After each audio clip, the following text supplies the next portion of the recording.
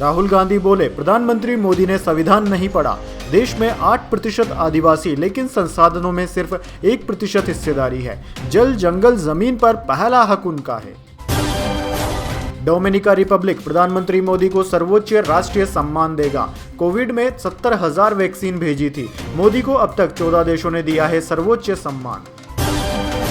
UP PSC ने मानी छात्रों की मांग। आरओ परीक्षा स्थगित हुई और एक दिन में होगा पीसीएस का एग्जाम भी। अब ओवैसी ने 15 मिनट का जिक्र किया, फिर गुस्ताखी होने की एक्टिंग की। उनके भाई 2012 में कह चुके हैं 15 मिनट पुलिस हटा लो। सेंसेक्स 110 अंक गिरकर 77,580 पर बंद हुआ। निफ्टी भी 26 अंक गिरा। बीएसई स्मॉल कैप में 429 अंक की तेजी रही। सोना 74,000 रुपए के नीचे आया। बीते 15 दिन में 5,942 रुपए सस्ता हुआ। चांदी 87,103 रुपए प्रति किलोग्राम बिक रही। यूपी में डीएपी खाद के लिए अमेठी, गाजीपुर समेत कई जिलों में मारामारी। दर दर भटकने को मजबूर हुए किसान। ग्लेन मैक्सवेल ने पाकिस्तानी गेंदबाजों को बुरी तरीके से धोया। ब्रिस्बेन में आया तूफान। बीएसएनएल ने लॉन्च कर दिया भारत का पहला सैटेलाइट टू डिवाइस सर्विस। अब नेटवर्क के बिना भी हो सकेगी कॉलिंग। ट्रंप ने तीसरी बार राष्ट्रपति बनने की इच्छा जताई। इसके लिए अमेरिकी संविधान बदलना होगा। लोगों से समर्थन मांगा। पत्नी व्हाइट हाउस में नहीं रहेगी। दिल्ली में बढ़ते प्रदूषण के बाद GRAP 3 लागू करने का फैसला। नए कामों पर रहेगी पूर्ण पाबंदी। The great Indian Kapil show के मेकर्स को लीगल नोटिस। विवादों के बीच सलमान खान की टीम ने दी सफाई। कहा, हमारा शो से कोई लेना देना नहीं। अब बीजेपी में सीएम योगी के बटेंगे तो कटेंगे बयान का विरोध। पंकजा मुंडे बोली, सच कहूं तो मैं इस तरह की राजनीति में विश्वास नहीं रखती। कोई नहीं है टक्कर में। महिला हॉकी टीम ने थाईलैंड को एक तरफा अंदाज में हराया। लगाई जीत की हैट्रिक। दीपिका का चला जादू। चुनावी गणित समझ आते ही पीछे हट गई बीजेपी सरकार। यूपी पीएससी विवाद पर बोले अखिलेश यादव। रिलायंस डिज्नी का मर्जर हुआ पूरा। इनके 120 चैनल और 2 OTT प्लेटफॉर्म है। भारत का सबसे बड़ा एंटरटेनमेंट प्लेटफॉर्म। 75 करोड़ दर्शक हैं। अशोक गहलोत ने उनियारा घटनाक्रम में सरकार पर साधा निशाना। कहा, राजस्थान में सरकार का इकबाल खत्म हो रहा है।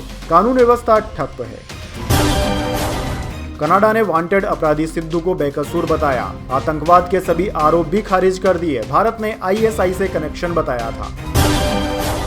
मिर्जापुर के समय हुई थी गलतफहमी। विक्रांत को मिला था बड़ा सबक। बोले, पूरी स्क्रिप्ट पढ़े बिना अब कॉन्ट्रैक्ट साइन नहीं करता।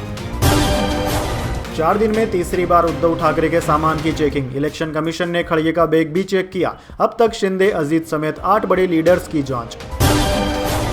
मणिपुर के 6 इलाकों में अस्फा फिर से हुआ लागू। केंद्र सरकार का फैसला। जातीय हिंसा के चलते 200 लोग जान गंवा चुके हैं।